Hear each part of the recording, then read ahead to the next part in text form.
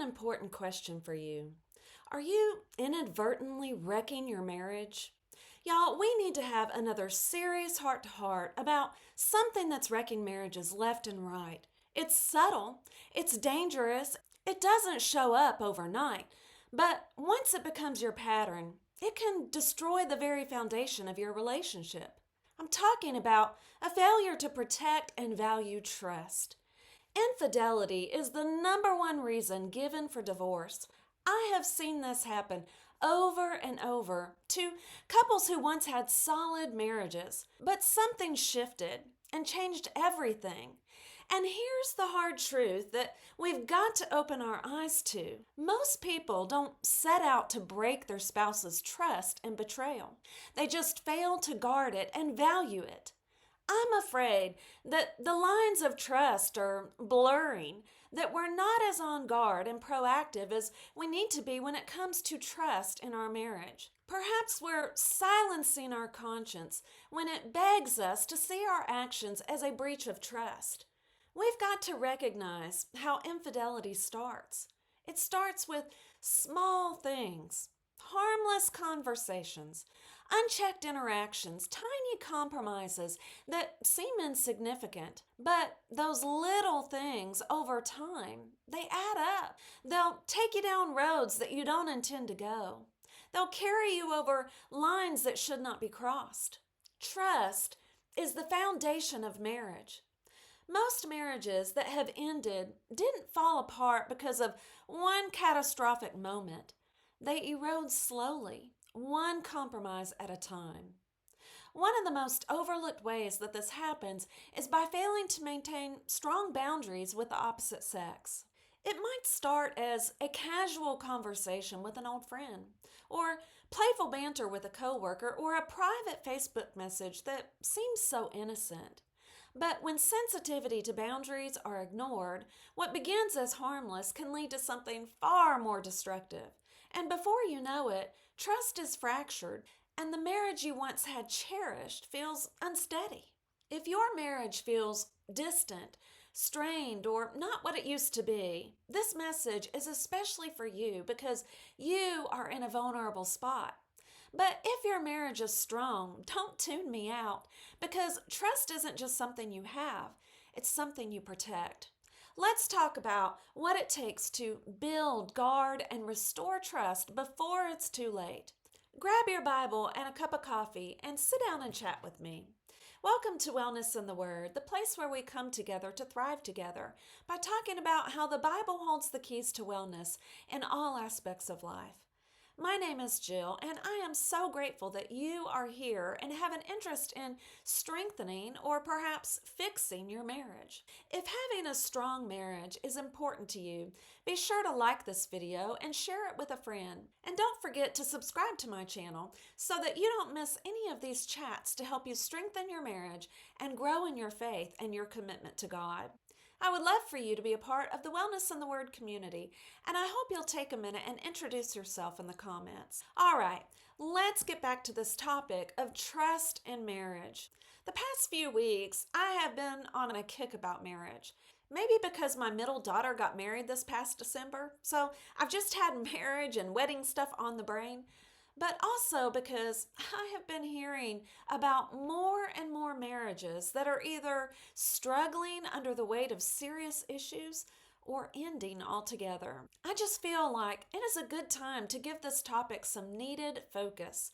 And with the fresh beginnings of 2025, perhaps this is the perfect time to remind all of us, myself included, that the health of our marriages deserves a place on our 2025 goals list. Relationships don't just flourish by accident. They require intentionality, care, and trust. Trust isn't just important in marriage, it's essential. Let's look at Genesis chapter 39, and we're going to talk about 4 things that we can learn from this account to safeguard against infidelity and protect the trust in our marriage. Number 1, we need to value trust as a prized possession.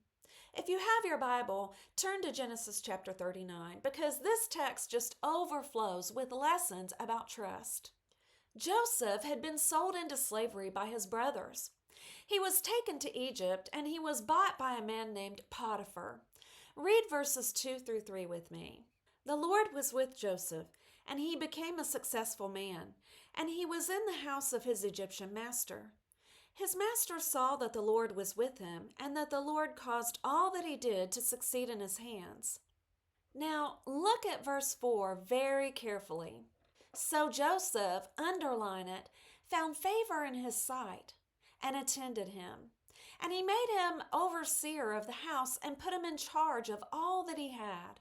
Circle the phrase, put him in charge, and draw a line to your margin and write entrusted. He trusted Joseph with some things? No, the text said he trusted him with, underline it, all that he had. The text continues to tell us that from that time, God blessed the house of Potiphar for Joseph's sake. And Potiphar's trust in Joseph increased to the point that, look at verse 6. So he left all that he had in Joseph's charge, and because of him, he had no concern about anything but the food he ate. Potiphar worried over nothing. Joseph had something very valuable, Potiphar's trust. Doesn't this create a beautiful parallel with marriage? Like Joseph, we have found favor in the sight of our spouse. They have entrusted us with all things. Verse 6 continues telling us that Joseph was handsome in form and appearance. Read verses 7 through 9 with me. And after a time his master's wife cast her eyes on Joseph and said, "Lie with me." But he refused and said to his master's wife, "Behold, because of me my master has no concern about anything in the house, and he has put everything that he has in my charge. He is not greater in this house than I am, nor has he kept anything back from me except you, because you are his wife." Potiphar's wife cast her eyes on Joseph and said, "Lie with me." I've read this account many times. But as I was preparing this video, something struck me that I'd never appreciated before. She said, "Lie with me." Now, we know exactly what she meant when she said those words. But isn't it kind of funny that there's an underlying reflection of truth in her request? Because she wasn't just asking Joseph to be with her physically. She was also asking him to lie in another sense, to be deceitful, to betray the trust that had been placed in him while she betrayed the trust that had been placed in her. But Joseph would not lie with her because he would not lie with her. He knew that lies break trust, and he responds to her by making an appeal to the value of trust. Joseph recognized the treasure of trust. He knows a great trust had been put into his hands, that he was the overseer of Potiphar's house and everything that he had. Potiphar trusted Joseph so much that he didn't have a worry in the world. Joseph speaks of the goodness that had been shown to him because he had proved himself to be a trustworthy person, so much so that Potiphar made him his equal, so to speak. All things were under his authority except for one thing, her, because she was Potiphar's wife. Joseph refused her advances and tried to reason with her based on the value of trust.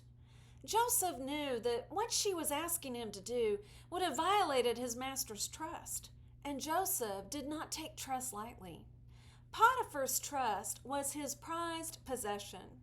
If we are going to protect our marriages from infidelity, we have to value the trust that our spouse has placed in us as a precious possession. The second thing we need to do to safeguard the trust in our marriage is to consider who a breach of trust like this is truly against. While Joseph was mindful of the value of Potiphar's trust, there was a relationship that he valued even more. After Joseph appeals to the value of Potiphar's trust, he brings God into the equation. He goes on in verse 10 to say, "How then can I do this great wickedness and sin against God?" Joseph didn't stutter in his standards. He called sin what it was, wickedness. And he indicates that this wickedness wouldn't just be against Potiphar, it would be against God. And that was the deciding factor for all things. Joseph's response reflects his purity of heart. He was upright and full of integrity. He tried to encourage Potiphar's wife to act with purity. He tried to reason with her, appealing to moral and spiritual ethics. But she had no interest in purity. She had no respect for her husband, no value of his trust. But Joseph knew that sin always holds hands with consequences. Sin always offends God. Joseph recognized Potiphar's wife's advances for what they were: sin. He knew God's laws regarding marriage, and if he pursued that path that she was trying to draw him down, he would violate those marriage laws and offend God. Such he rightly labeled wickedness. Joseph was wise beyond his years. Despite the heartbreak that he endured from being betrayed by his brothers, God was with him and caused him to be successful because his mind and his heart were inclined to God. Joseph didn't suppose that God would be with him if he was not with God. Ezra 8, verse 22. Joseph served Potiphar with an eye toward God. In all that he did, he was honest, hardworking, and ethical because his master was above Potiphar. Joseph may have been taken from his family, but he clung to the one that no one could take from him. Do we value our relationship with God like that? Joseph wouldn't hold hands with consequences. He wouldn't violate the trust of his master and destroy his reputation as a faithful servant. He wouldn't disgrace God, and his influence as one who believed in and served God. Genesis 39, verse 3. If we want to protect our marriages, we have to facilitate our relationship with God. We have to be in His Word, know His standards and rules, and cultivate a desire to live in those perimeters because we believe that that's where we live our best lives. The third thing we need to do to safeguard our trust in marriage is take active steps to avoid temptation. Look at verse 10.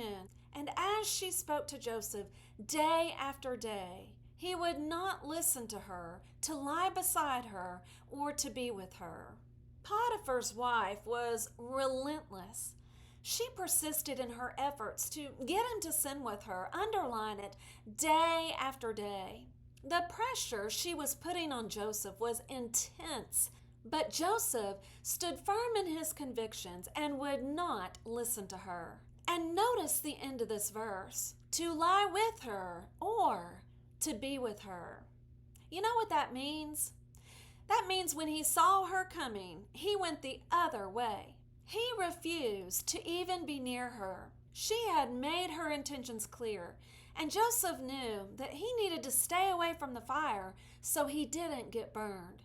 Joseph made every effort to dump water onto the fire that she was trying to start. He tried to reason with her. He brought God into the picture, and when that didn't work, he pivoted his efforts. Since she couldn't be reasoned with, he avoided her like the plague. When he saw her coming, he went the other way. He made every effort to limit his interaction with her. She was aggressive, but this is probably not the typical path for infidelity. A lot of affairs begin in benign ways. Little things that may initially stem from pure Christian motives, a kind gesture never intended to be more. But somewhere along the way, a shift happens. Boundaries stop being respected. Trust stops being treated as a prized possession. I think this is where so many Christians are getting tripped up. People are not taking active steps to avoid temptation because they're not even recognizing the little things that lead to temptation. They don't perceive innocent exchanges as threats to their marriage. And if your marriage is struggling, if somewhere along the way it's become an empty relationship, you are so vulnerable to the attention of another. Tommy Nelson uses 6 E's to teach how people ease into affairs. He says it begins when one eliminates intimacy in marriage, sexual and emotional. Then she encounters someone that she's attracted to. Then she begins to enjoy another and moves him into an emotional space reserved for her husband. Then she begins to expedite opportunities to communicate. Then she begins to express her feelings, the bridge to an emotional bond, all of which lead to the final E, experience physical consummation. You know what these E's reflect? The behavior of someone who no longer values and treasures the trust of her husband. Are you engaging in frequent communication via phone, text, email, or Facebook messaging with a man that you're not married to? Are you having lunch or coffee with a man you're not married to? These should be strange questions to ask, but you see, I know a lot of Christian women who are doing these things. I'm not suggesting that they all have impure intentions, but it is naive to believe that you can do these things and not be in jeopardy of becoming the frog in the pot. Proverbs 6, verses 27 through 33. These are temptations in the making. These are the types of interactions where you have got to be like Joseph, and when you see that man coming, you've got to go the other way. You have to see this behavior for the potential destruction that it can bring to your marriage. You have to take active steps to avoid temptation instead of inviting it to lunch or inviting it to engage with you through text or private messages. These E's teach how people ease into affairs. They describe a shift that takes place over time, sometimes even unnoticed. And these habits are cultivated most often because there was a breakdown in the marriage, something that didn't get fixed. And that little crack created an opportunity to disengage from a proactive effort to value the trust in your marriage. If any of these E's describe your behavior, then this is your wake-up call to work on your marriage and ultimately work on your relationship with God. Joseph made every effort to resist temptation, not to invite it. But Potiphar's wife would not be deterred from her single-minded focus. Look at verse 11. But one day, when he went into the house to do his work, and none of the men of the house was in the house, she caught him by his garment, saying, "Lie with me." But he left his garment in her hand and fled and got out of the house. The fourth thing that we need to do to protect the trust in our marriage is flee when necessary. There's an important question we need to address. What did Joseph do to invite the attention of Potiphar's wife? Nothing. He did absolutely nothing to encourage her and everything to dissuade her. We don't always do things to invite temptation, and yet sometimes it comes, and we must be prepared for it and not caught off guard by it. When Joseph found himself in a vulnerable position, alone in the house with Potiphar's wife, he didn't stay and try to withstand the temptation. He didn't linger thinking he could handle it. He fled. He ran away. Joseph knew, as Matthew Henry so aptly put it, it is better to lose a good coat than a good conscience. Too many people I know are losing a good conscience because they failed to run. They put themselves in a vulnerable position, sometimes inadvertently, by failing to see how the little choices that they were making could bring their marriage to ruin. We've got to maintain boundaries that reflect trust in marriage is something that is sacred to us. I'm not suggesting it's a sin to ever have a personal conversation with a man. God's family is intended to be a support and encouragement, but there is a time, place, and a method for such. I'm not saying If your Christian brother's mother just passed away, that it's inappropriate for you to text him that you're sorry for his loss and that you're keeping him and his family in your prayers. I'm not saying if you have a friend of the opposite sex that's having surgery tomorrow, and if you text him and say, I'm keeping you in my prayers, praying that everything goes well for your surgery tomorrow, that there's something wrong with that. But you can send a text like that on behalf of you and your husband. And you can tell your husband about your communication. You see, a person who doesn't have anything to hide hides nothing. I'm not saying if the man over the education program at your congregation texts you to ask if you can teach the third graders next quarter that he doesn't value the trust of his spouse. That's business. Sometimes we have business communications, or sometimes we may need to convey sympathy or concern to someone. We recognize the difference between these sorts of rare occasions for communication versus continual personal communication. But if we find ourselves in a compromising situation, one we invited or one we resisted, that we respond now and run like Joseph did. Joseph was quick to tell Potiphar's wife that trust was not to be taken lightly. He acknowledged that lying with her would be lying to Potiphar. He knew lies would destroy trust. He called it what it was, sin. He reflected on the fact that the request she was making would have gone beyond offending just Potiphar. It would have offended God, and Joseph would not offend his God. When everything else had been taken from Joseph, his relationship with God was the one thing that remained. He would not lose his soul.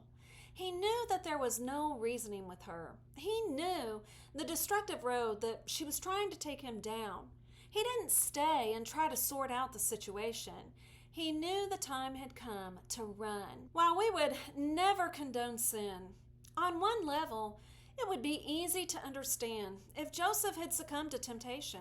He was a young man. He'd been sold into slavery by his brothers, deprived of his father's love and care, and brought to a foreign land. This was no doubt a dark and lonely time for him. And here he is, being pursued day after day, probably by an older woman. He was vulnerable. And certainly he knew he was vulnerable, hence the need to remove himself from the situation. When we fail to nurture our marriage, we leave room for feelings of loneliness, frustration, or dissatisfaction to creep in. These feelings can create a dangerous openness to temptation. It might look like an innocent conversation with a coworker that becomes too personal, or an emotional connection with someone outside of our marriage. The enemy is always looking for opportunities to exploit these vulnerabilities. Temptation often sneaks in during times of weakness, feeding on those cracks in our relationship and presenting itself as a way to feel seen, valued, or fulfilled. But what it really does is erode trust, intimacy, and the bond that God intended for marriage. This is why it is so crucial to guard and protect your marriage. Trust in marriage isn't just about avoiding big betrayals. It's about the daily decisions that we make to honor our spouse. It's about how we speak, how we act, and how we protect the trust that's been placed in us.